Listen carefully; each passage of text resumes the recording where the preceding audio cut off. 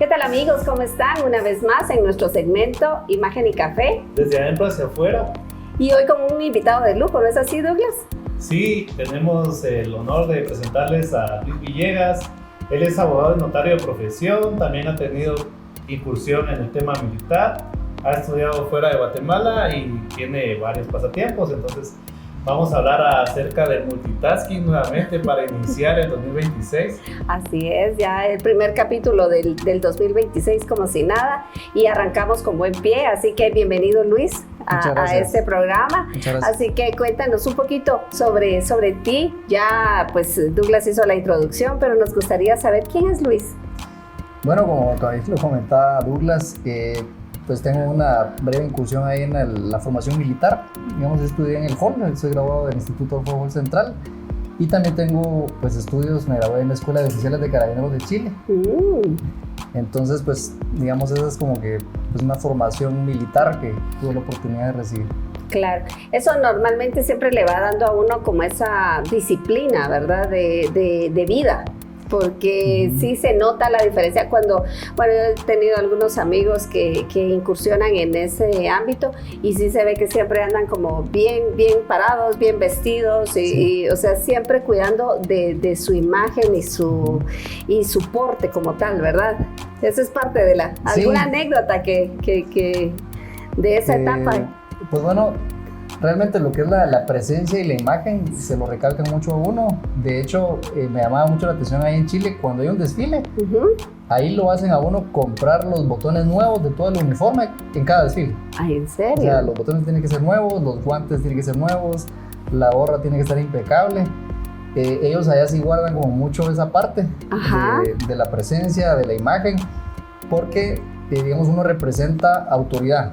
Claro. Representa poder, digámoslo, y en este caso pues es el brazo coercitivo del Estado, digamos, la fuerza pública, los carabineros allá, entonces sí le prestan muchísima atención a eso, entonces la manera de caminar, de desenvolverse, de pararse. Sí, eso de tener el cuidado de los detalles, ¿verdad? Y que realmente el podcast para nosotros siempre ha ido enfocado en el tema de la imagen y sabemos que de todos los invitados que hemos tenido, siempre hay algo en lo cual nos damos cuenta que la imagen está inmerso en todos los elementos y ahorita pues nos lo acabas de confirmar. Sí, ¿verdad? Exactamente. Ahora, me llama la atención el tema de, o sea, si viéramos una diferencia entre la parte de formación militar en Chile versus Guatemala, ¿cómo la ves? Bueno, creo que los chilenos han alcanzado un nivel de madurez como sociedad y entendimiento también de la problemática. Entonces, por ejemplo, la formación de los oficiales que tienen la función de policíaca, digamos, ahí sí que el sentido de la formación va orientado a ser una persona conciliadora, a ser un intermediario, un facilitador. Quitaron, digamos, de la ecuación la parte de represión, de confrontación, sino más bien del diálogo. Entonces, por ejemplo, los aspirantes a oficiales de esa escuela no tienen la misma formación que un cadete, porque, digamos, la función de un oficial de las Fuerzas Armadas es a la guerra, a defender la soberanía, a defender la integridad territorial del país, mientras que la función policial va enfocada a mantener el orden y la seguridad pública. Entonces es de mantener esa relación con las comunidades, con los líderes y ser con más todas empático. Las personas. Exactamente. Qué interesante. Entonces es un enfoque muy bonito porque da, digamos, da herramientas a los oficiales y a los carabineros allá para generar como esa empatía, como lo que usted estaba diciendo. Sí, es interesante y es bonito cuando uno tiene esa oportunidad de aprender en otros países porque creo que también nos da esa pauta de poder como tener un referente, ¿verdad? Y decir lo que es bueno en otros países, que se puede aplicar también en nuestra sociedad, ¿verdad? Porque ahí es donde uno hace como esa relación de qué hacen otros países que sean de repente un poco más desarrollados, menos desarrollados, ¿verdad? Eso no quiere decir que ellos sean pues más o menos que nosotros, simplemente es como esa comparación y saber qué puede ser útil, que lo pudiéramos nosotros implementar también acá en nuestro país y tener pues con ello mejores resultados, ¿verdad? Sí, sí, definitivamente creo que uno de los ejercicios y beneficios de estos viajes es que los guatemaltecos que salen al exterior podamos ver lo que está pasando allá, tomar lo bueno, Exacto. adaptarlo a nuestra realidad, a nuestras necesidades y replicarlo, ¿verdad? Entonces sí, no es tan complicado. No, por supuesto, yo creo que es más que todo un tema de actitud y de querer también pues poner acción a todos estos elementos, ¿verdad? Exacto, exacto. Sí, lo que mencionabas del benchmarking, ¿verdad? Igual pasa con el marketing. Claro. Estamos viendo qué funciona y qué no funciona y cómo lo adaptamos al Así país. es. Ahorita me recordé cuando estudiamos, porque con Luis también estudiamos juntos una maestría. Nos hablaban de la misión Iwakura, que mandaron a los japoneses a ver las industrias, la vaca, ver el tema de motores, y regresaron. Y ellos no inventaron nada de eso, pero sí lograron mejorarlo. mejorar la tecnología. Sí. Y algo similar podríamos hacer nosotros en diferentes ámbitos, como el que mencionabas, o el tema del protocolo militar, cómo lo podemos adaptar también. Sí, no, y usted menciona algo muy interesante, porque el tema de los japoneses no es que en alguna ocasión yo escuchaba y decían, no es que sean más inteligentes, lo que sucede es de que son más disciplinados, ¿verdad? Y la disciplina dentro de todo pues abarca 3 elementos, que eso se lo escuché a Yokoi Kanji, que hablaba que el orden, la limpieza y la puntualidad, que son elementos fundamentales. Y me llama la atención porque justo ayer estábamos concluyendo un curso de protocolo de etiqueta, y algo de lo que se menciona es la hora chapina, ¿verdad? Que eso es muy común acá, que citan a la 1, pero como va a ser almuerzo, lleguemos 1:30, 2 de la tarde, entonces como que esos pequeños detalles podrían mejorar también mucho también la forma de cómo nosotros vemos las cosas, ¿verdad? En cuanto a cómo aplicarlo. Sí, porque el tema de la puntualidad va erosionando, puede erosionar contratos, relaciones, todo, etcétera, ¿verdad? Incluso hay un libro que dice que para cambiar el mundo tienes que primero arreglar tu cama. Claro. Y empezar a cambiar esa mentalidad. Exactamente, y su metro cuadrado. Que cada quien sea responsable de eso, ¿verdad? Sí, no, totalmente de acuerdo. Yo creo que tocaron un punto muy importante. Como sociedad tenemos como normalizado el hecho de ser impuntuales. Como decía usted, Laura Chapina.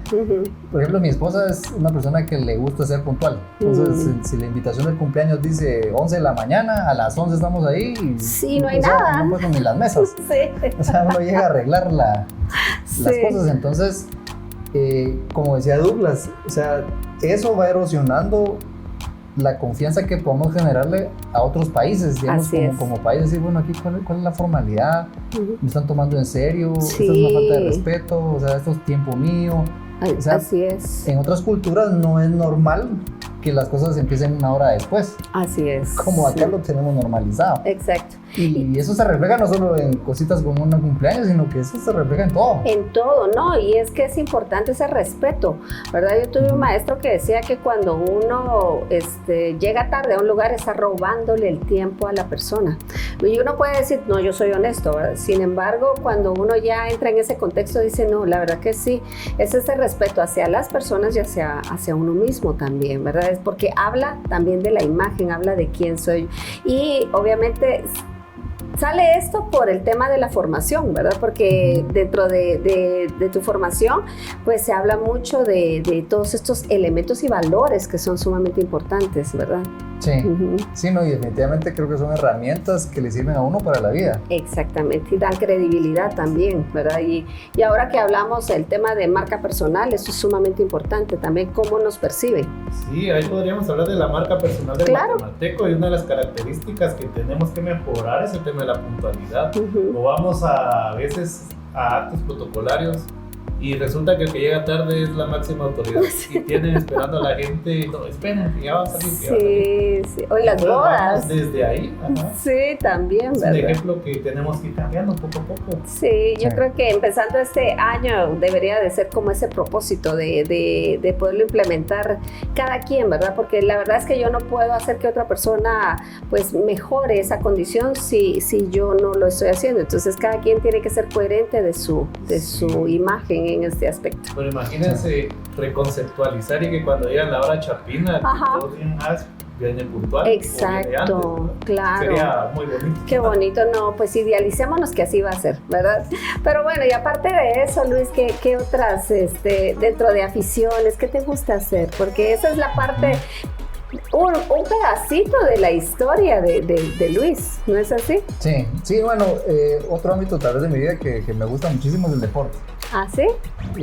Que creo que también tiene mucha relación con la parte de la disciplina. Exactamente. Porque para practicar deportes se necesita pues tener ciertos sacrificios. Así es. Bueno, y al final si uno está convencido y está enteramente enfocado a los resultados o a las metas que uno tiene, realmente no lo ve como un sacrificio, lo ve como parte del proceso.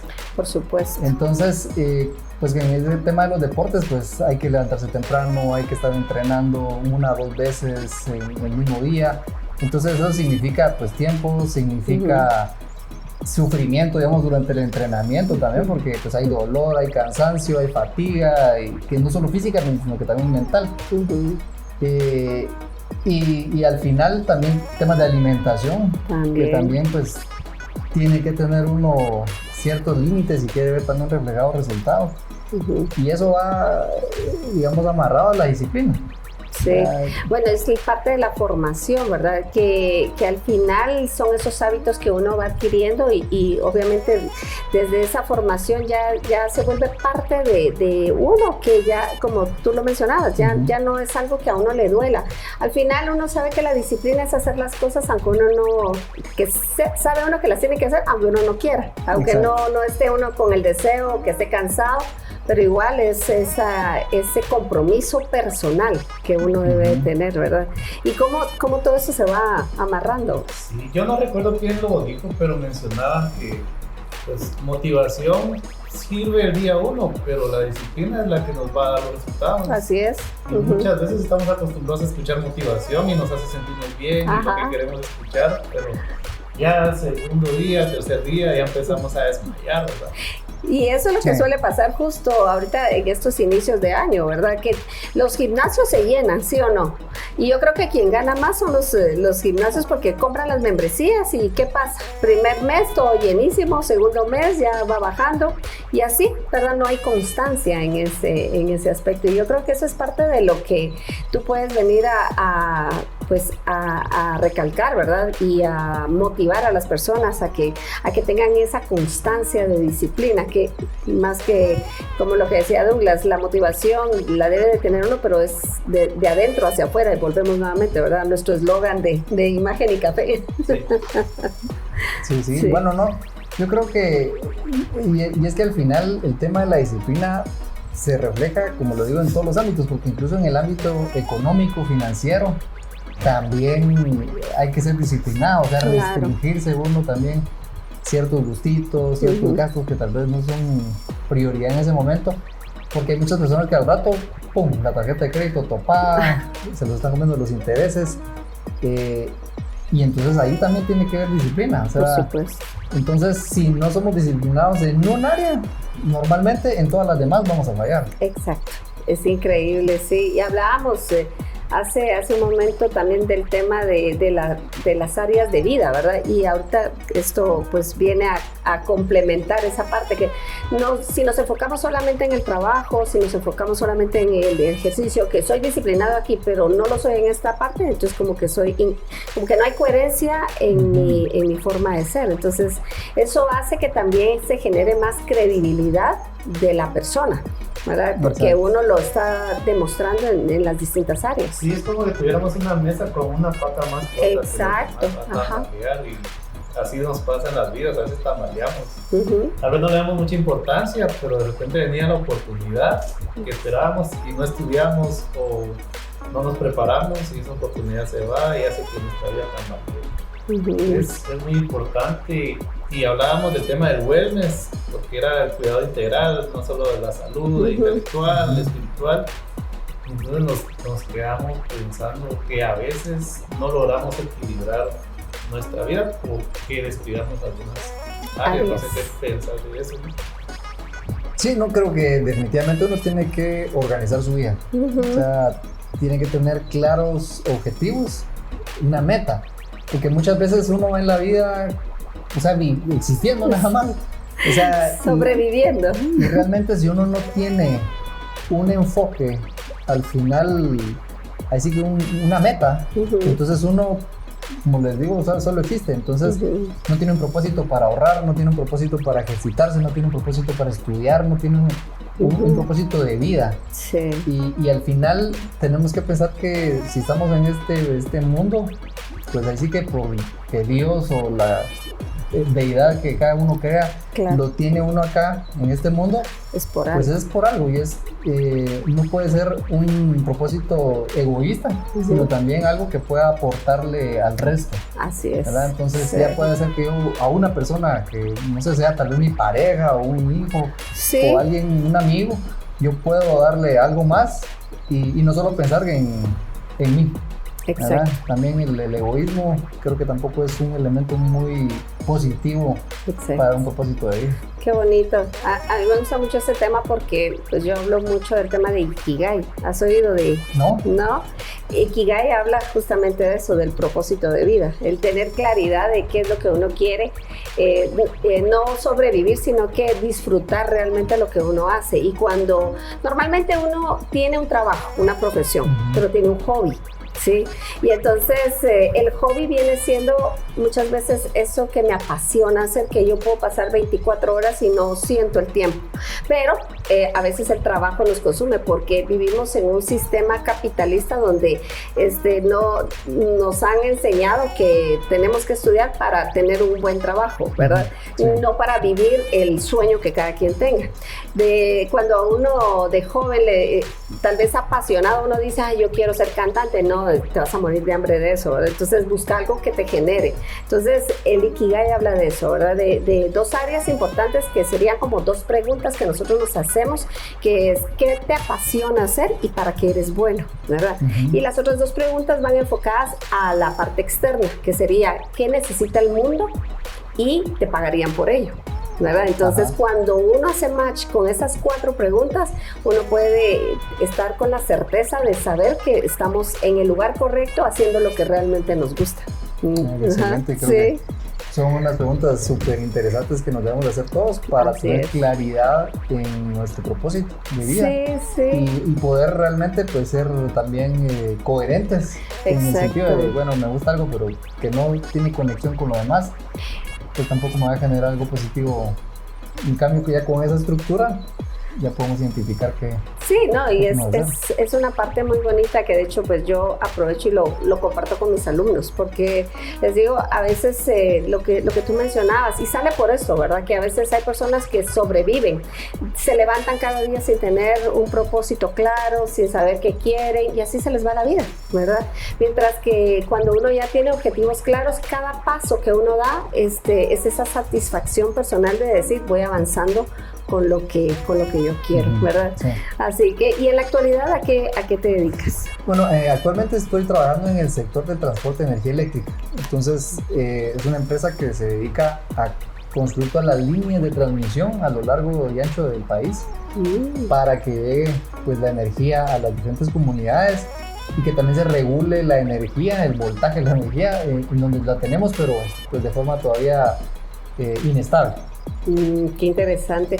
Volvemos nuevamente al tema de apoyar o beneficiar a otras personas, ¿verdad? Entonces me imagino que el trabajar en eso pues te da también esa satisfacción de saber que lo que tú estás haciendo es como aportar tu granito de arena a la población o a la humanidad de algún sector.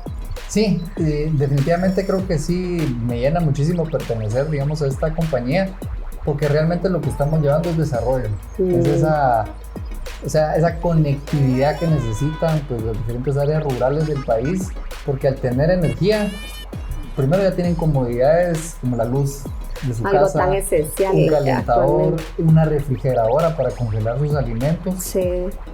Con eso también ya empiezan a generarse actividades u oficios como digamos la herrería, la carpintería, la mecánica, porque pues ya hay condiciones para que se empiecen a generar digamos actividades locales. Y eso me llama la atención porque, O sea, hablábamos tras cámaras, ¿verdad? Que hay ciertas ciudades o ciertas locaciones que todavía no tienen las condiciones mínimas necesarias para poder funcionar como lo que tú mencionabas, ¿verdad? Ese desarrollo de país que nosotros necesitamos. Sí, lamentablemente, pues sí hay comunidades en el interior del país que están totalmente abandonadas, o sea, y muchas veces uno dice, no, es que cuando hablan de Guatemala hay personas que piensan que estamos en la selva, sí. Pero realmente sí hay personas que están en la selva, o sea, no aquí en la ciudad capital, pero allá en el Triángulo Ixil o allá en el área de Petén, en la selva, ahí todavía se dedican a la caza para vivir, porque no hay desarrollo, no hay fuentes de trabajo. Y algo que tú mencionabas, es solo el hecho de tener un refrigerador donde guardar sus alimentos. Recuerdo que, porque vemos poco de la historia también, ¿verdad? De cómo preservaban los alimentos antes, y era a través de sistemas arcaicos. Entonces me imagino que estas pobres personas han de tener un sistema muy parecido, ¿verdad? O comen lo que del día van cazando. Van comiendo del día, pero realmente cuando a veces uno, estando en la ciudad, escucha y lee las noticias de comunidades que se oponen al desarrollo de ciertos proyectos. Por ejemplo, hablemos del tema eléctrico, donde estoy yo. Y entonces uno dice, bueno, ¿por qué estas comunidades se apropian de los caminos?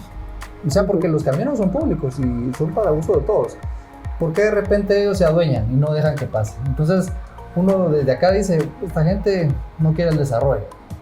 Pero cuando uno va a la comunidad, entonces, y entiende lo que está pasando, resulta que la comunidad dice, es que fíjese que este camino, yo le doy mantenimiento. O sea, porque el gobierno aquí no viene a dar mantenimiento. O sea, este camino, la gente de la comunidad, dedicamos días de labores para nuestras tierras, las quitamos y nosotros arreglamos este camino, porque cuando llueve salen unos grandes hoyos. Y cuando tiembla también salen derrumbes. Sí. Y entonces, cuando de repente se aparecen empresas que empiezan a pasar por ahí, entonces la gente dice, bueno, usted me tiene que ayudar a mantener el camino bien hecho, porque usted no hace nada y solo quiere venir a pasar de aquí. Y entonces la gente que viene de afuera dice, ah, puchica, este camino es público. Y asumen que el gobierno le está dando mantenimiento, pero la comunidad dice, discúlpenme, pero aquí el gobierno nos tiene tirados y aquí usted me tiene que ayudar a mantener este camino si quiere pasar. Entonces ya va entendiendo uno también esos comportamientos que son resultado del abandono y la ausencia total del gobierno, y ahí es la ley del más fuerte.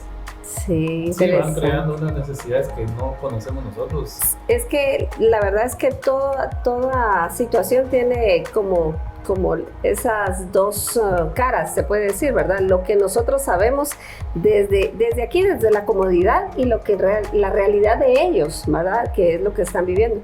Yo recuerdo en algunas ocasiones que he pasado por carreteras donde hay gente rellenando hoyos, ¿verdad? Y ahí están viendo de qué manera la gente les apoya, y sin pensar en que sean aldeas muy lejanas, sino que carreteras, pues podríamos decir ya mucho más transitadas, y que pasa esa situación. Entonces no digamos esos lugares. Sí, no, ya cuando ya son caminos comunales, ahí sí ponen talanquera y ahí no pasa uno si no paga. ¿En serio? Sí, sí es cierto.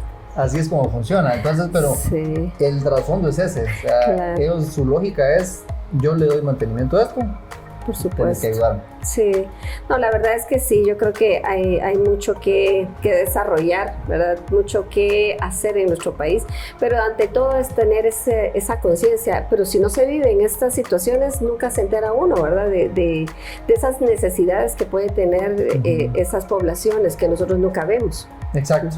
Exacto, así que uno tiene que estar en sitio para entenderlo, verlo, y realmente uno al ver las cuestiones dice, bueno, aquí lo que se necesita es que el gobierno venga, acompañe ahí sí que el desarrollo focalizado de estas comunidades, para que así que se facilite la finalización de muchos proyectos que hay de gran envergadura para el país, pero que a veces son detenidos por estos temas locales.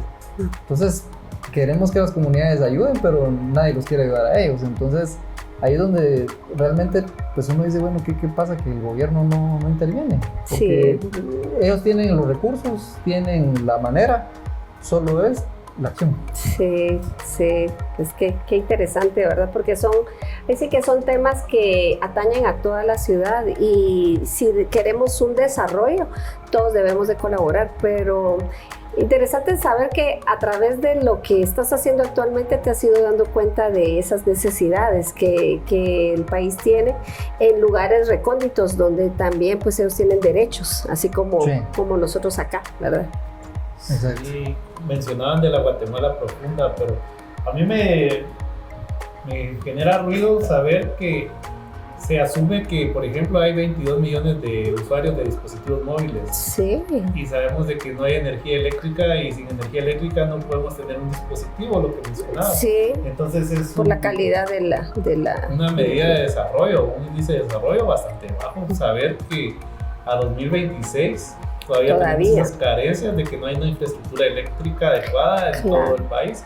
Y mencionabas que a veces no existe un voltaje adecuado como para encender una lámpara, por ejemplo. No, un celular, ¿verdad? Cargar. Nos contabas esa tuve la experiencia de que había luz, digamos, sí se encendían las bombillas y eso, pero puse a cargar el celular y no cargaba. O sea, y quise conectar la computadora, tampoco. Porque al estar todas las casas, digamos, eran las 7 de la noche, todo el mundo estaba con la luz encendida. Entonces me dijeron, mire, es que aquí tiene que esperar tipo 10 de la noche, que la gente se empieza a dormir. Entonces ya, bájala. Ya el voltaje como que sube y usted ya puede cargar el teléfono. Wow. Entonces es... Para una emergencia, o sea. Es para una emergencia, está complicado. No, y máxime uno que está tan acostumbrado a que el teléfono ahora ya no es un tema de lujo, sino que es una necesidad, porque es una herramienta que nos permite estar en esa conectividad constante. Y lo que decía Douglas, a estas alturas donde pues la inteligencia artificial va en desarrollo, países que vemos que ya pues se manejan a otro nivel, que estemos nosotros todavía viviendo estas condiciones. Lo más que le diría yo complicado es el Estado de Guatemala sabe que para el 2027 vamos a tener crisis energética porque no tenemos la suficiente capacidad instalada de generación ni de transporte de energía. Entonces, por eso es de que están promoviendo ahorita un PET. El PET 04 fue una licitación para expandir la capacidad de generación eléctrica en el país. Se cayó porque nadie participó. ¿Por qué no participan? Porque las empresas tienen el antecedente que Guatemala no ayuda como Estado al privado a finalizar los proyectos. Entonces el privado queda abandonado y a merced y tiene que ver qué hace después de haber hecho pérdidas para ellos, ¿verdad? Porque no se concretan al final los proyectos. Exactamente. Entonces tenemos esa debilidad. Y también un dato interesante que me gustaría compartirles es que lo acabo de escuchar en Colombia. Tuvimos una charla de tema energético y entonces nos decía el expositor colombiano que el mundo cuando empieza a ver el tema de las energías verdes y la energía renovable y ver, digamos, dejar de depender del gas y del petróleo o el carbón, entonces empiezan a apuntarle al tema eólico, al tema ¿cuál es esta otra? Solar, ¿verdad? Para generar electricidad, energía. Entonces nos ponía el ejemplo el expositor que nos decía, miren, en Colombia, por decirles algo, se genera en todo el país, son 30 gigavatios. Esa es la generación de todo el país. No es un dato real, pero digamos que es. Y entonces nos dice, en Brasil, la generación de las casitas que ponen paneles solares. Los paneles solares que pone cada quien en su casa. En Brasil es de 60 gigavatios, o sea, es el doble de la generación de todo Colombia. Wow.